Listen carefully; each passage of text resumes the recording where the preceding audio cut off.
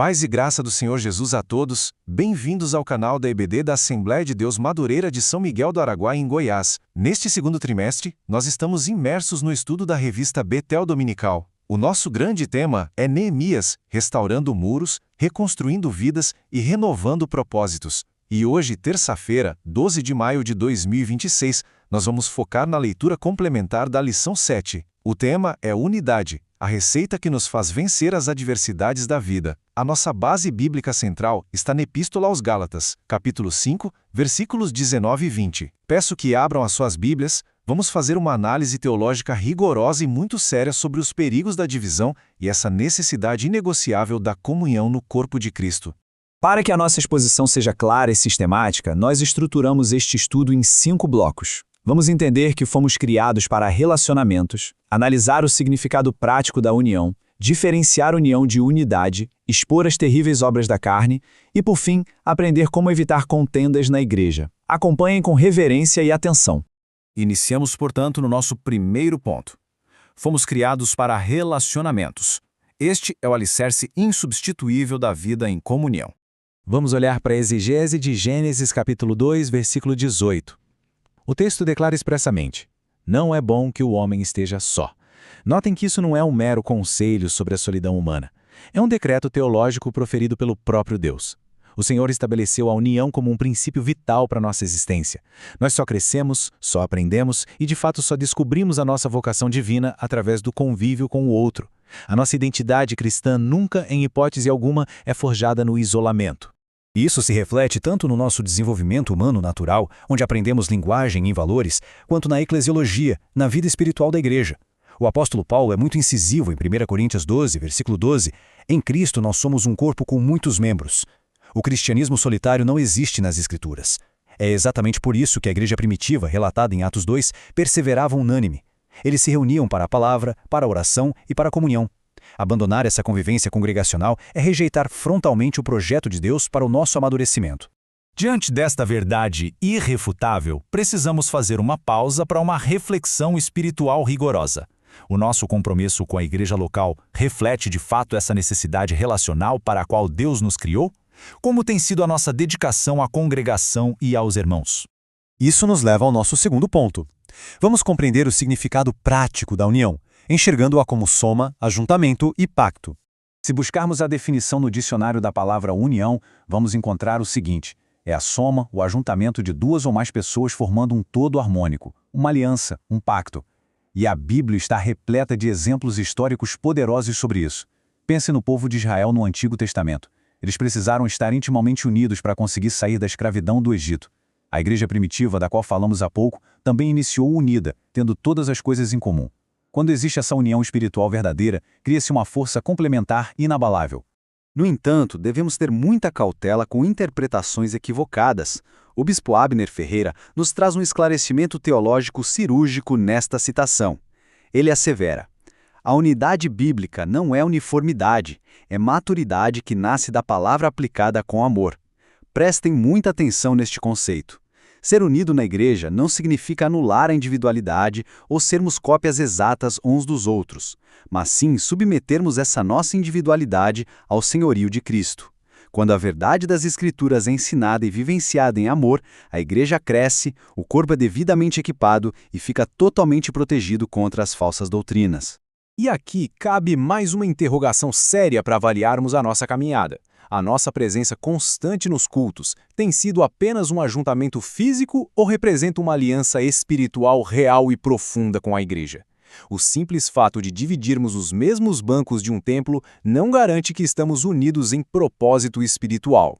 Para deixar isso ainda mais evidente, adentramos no terceiro ponto do nosso estudo. Precisamos traçar a diferença hermenêutica entre união e unidade. Observem com grande atenção este contraste. Do lado esquerdo nós temos a união, que pode ser apenas um agrupamento físico de pessoas. Um exemplo clássico e trágico nas Escrituras é a Torre de Babel.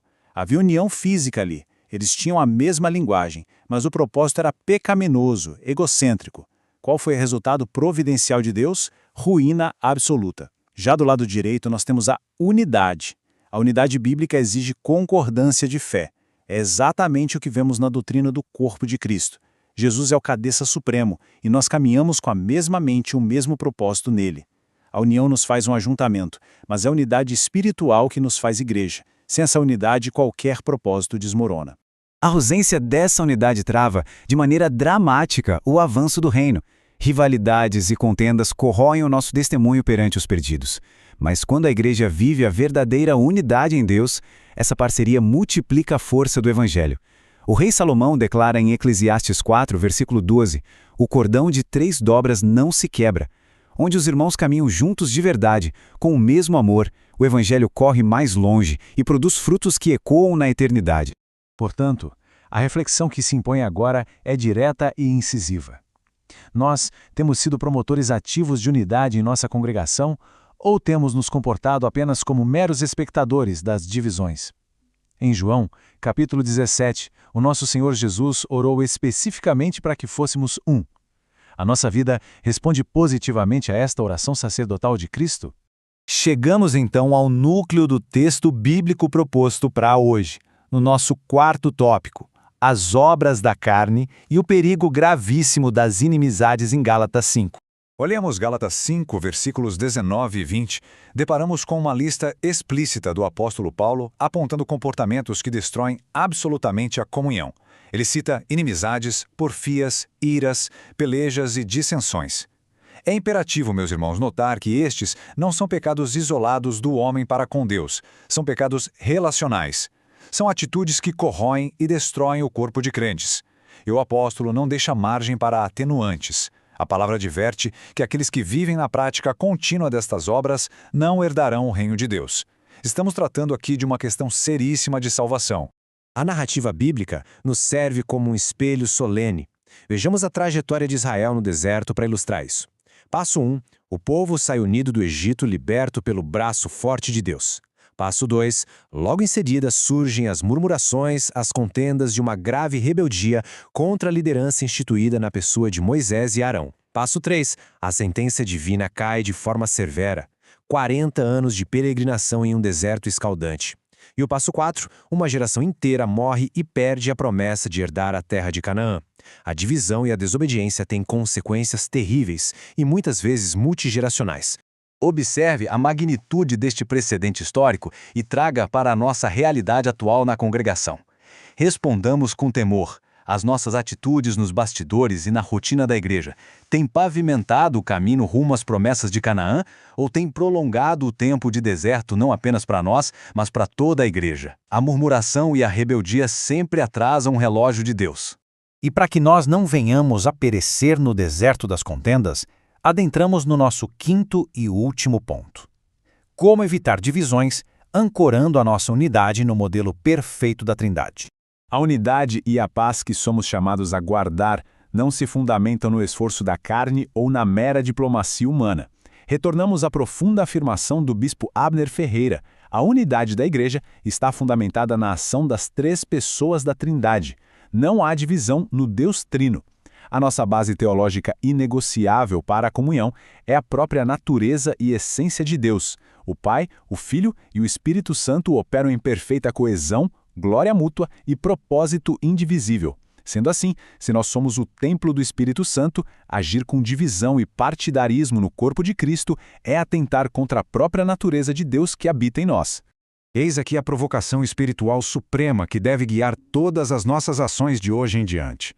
Como a união perfeita, harmoniosa e inquebrável da Santíssima Trindade deve transformar, na prática, a maneira como nós nos relacionamos com a liderança e com os nossos irmãos em nossa igreja local.